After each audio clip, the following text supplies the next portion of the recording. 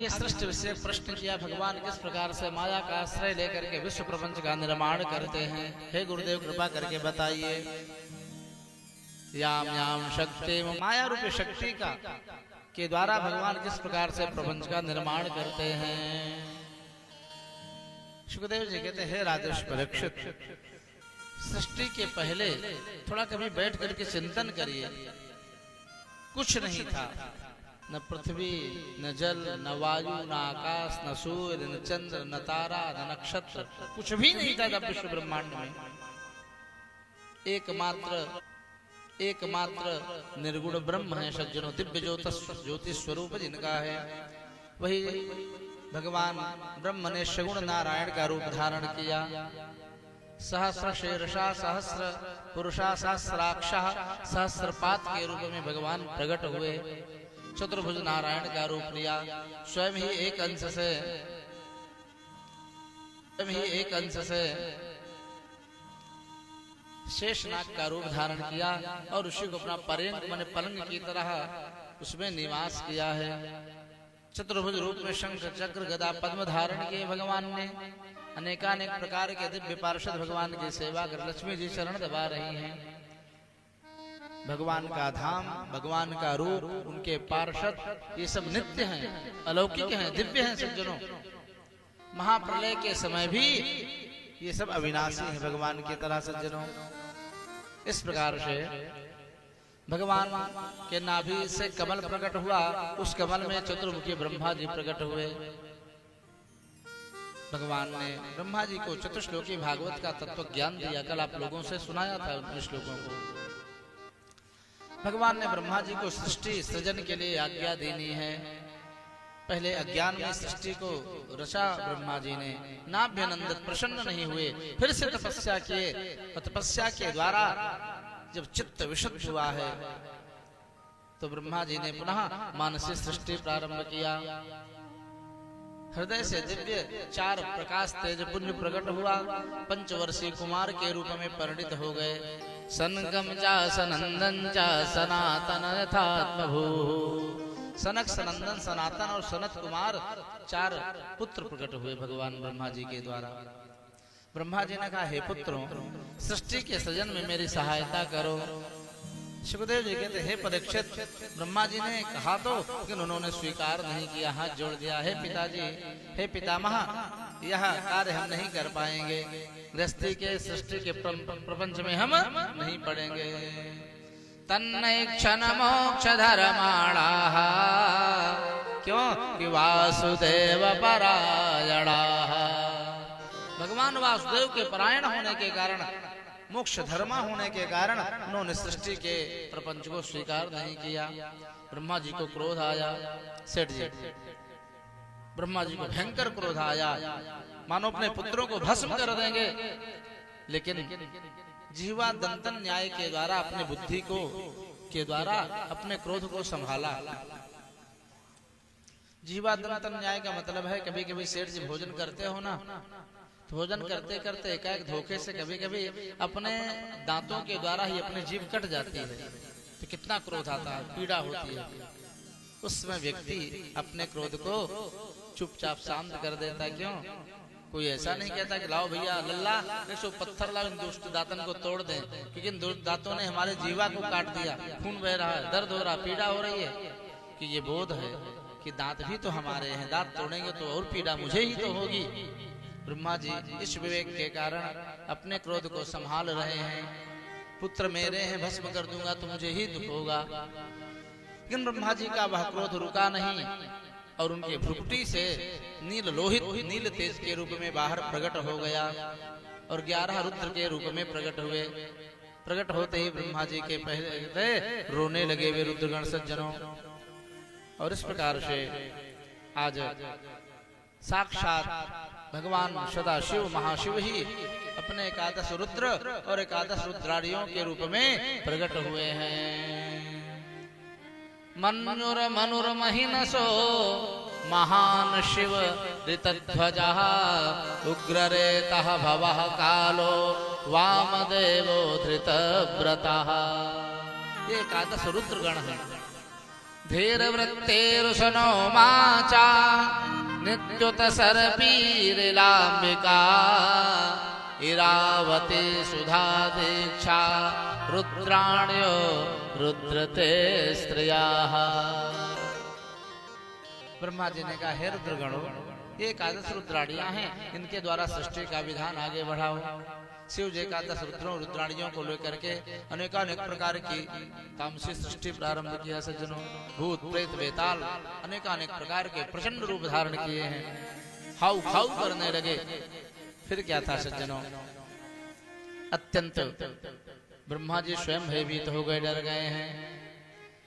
इधर पुनः ब्रह्मा जी ने मानसिक सृष्टि का कार्य आगे बढ़ाया है।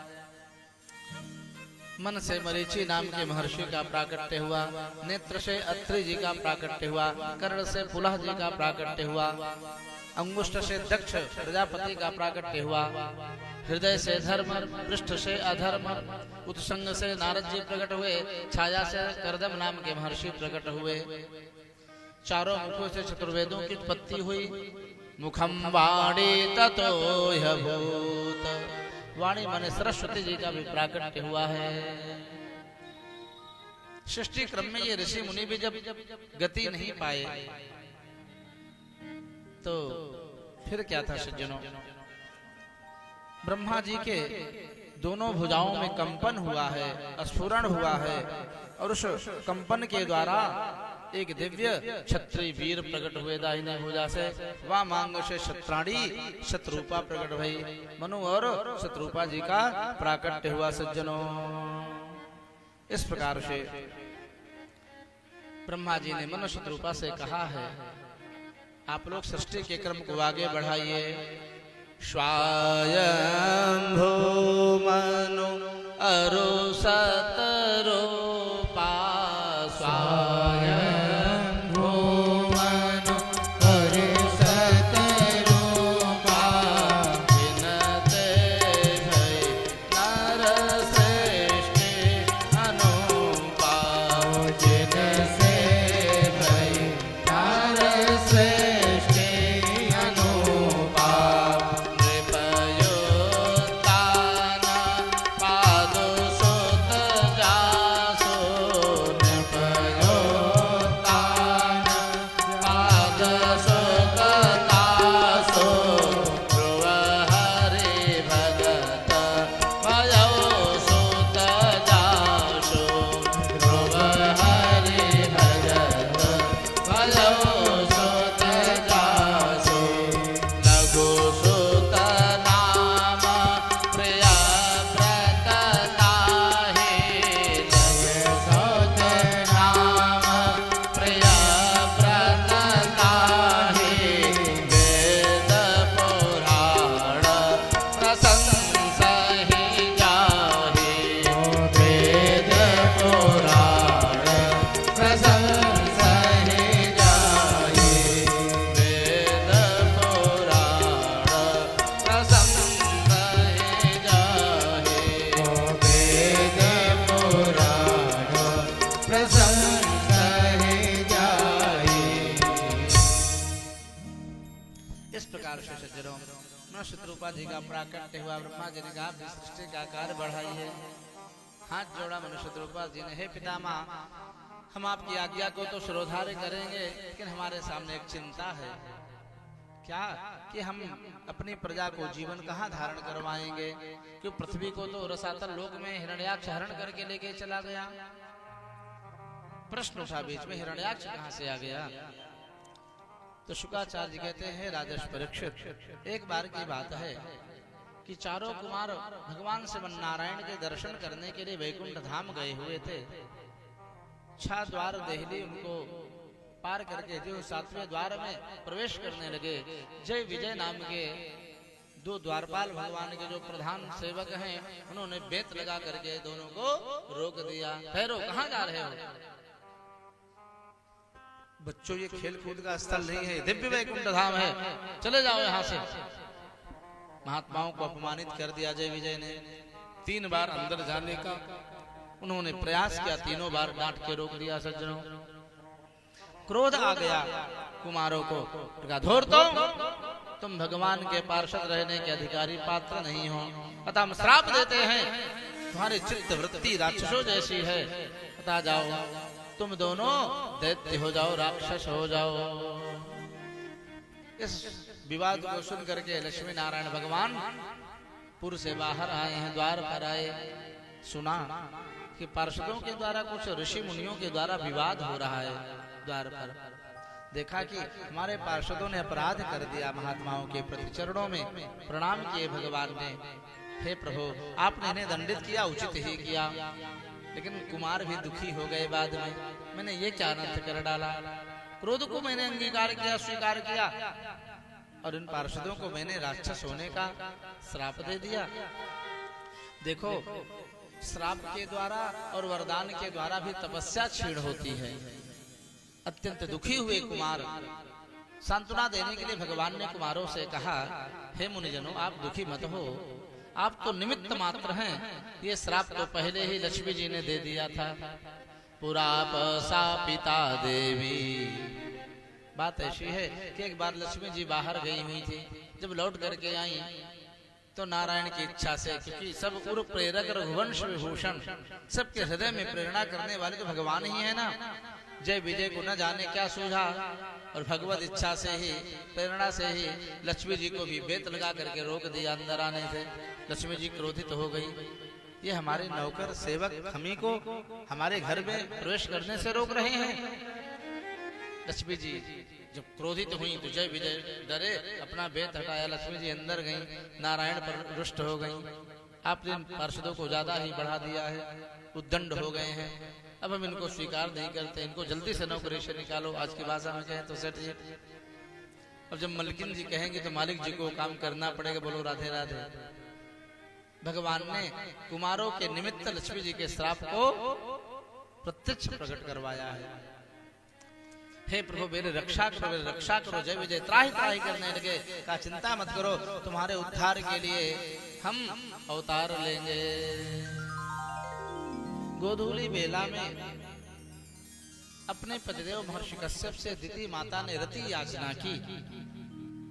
सायंकाले तो संप्राप्ते चतुर्कर्माणि वर्जयेत् आहारम मैथुनम निद्राम स्वाध्यायम तो विशेषतः, ये 4 कर्मों को त्याग देना चाहिए गोधूली बेला में। हठात काम के वशीभूत होकर के अदिति देवी ने गर्भाधान स्वीकार किया सज्जनों।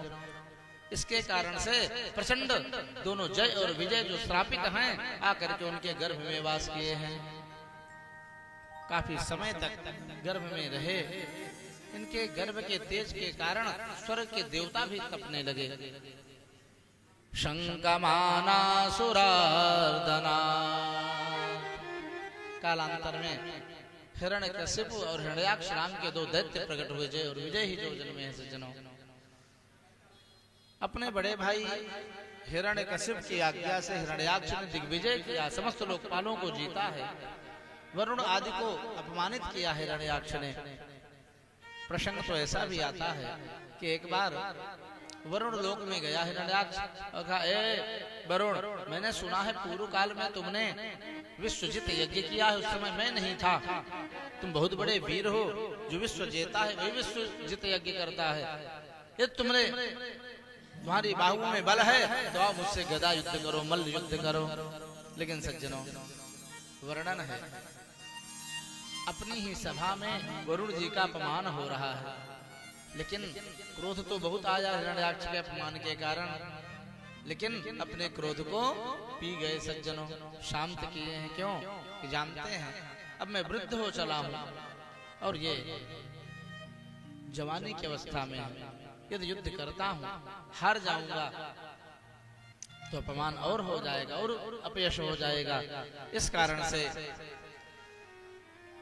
नाटक करते हुए वरुण जी ने कहा, अब तो मैं बूढ़ा हो चला हूं, हे दैत्यराज, इस समय सबसे श्रेष्ठ गदा युद्ध के वीर भगवान नारायण विष्णु हैं, तो उन्हीं के साथ युद्ध करो, तब तुम्हें संतुष्टि होगी। कहाँ विष्णु है? का खोजो तो कहीं न कहीं मिल जाएंगे। आकाश में विचरण करते हुए देवर्षि नारद से भेंट हो गई। धोखे में रहा हिरण्याक्ष, ओ विष्णु ठहर जा, रुक जा। नारद जी के पास पहुंच गया उड़ते उड़ते, तू ही विष्णु है? कहा नहीं नहीं, मैं विष्णु तो नहीं, मैं वैष्णव हूँ। मैं विष्णु का हूँ, उनका भक्त, उनका पुत्र हूँ। बता विष्णु कहाँ मिलेगा? कहा जिस विष्णु की तुम खोज कर रहे हो वही विष्णु भगवान वाराह नारायण का रूप लेकर के तुम्हारी पृथ्वी सुंदरी का हरण कर रहे हैं। ब्रह्मा जी के नास का छिद्र से पृथ्वी का उद्धार करने के लिए भगवान ने वाराह अवतार लिया है। वाराह नारायण भगवान की जय हो।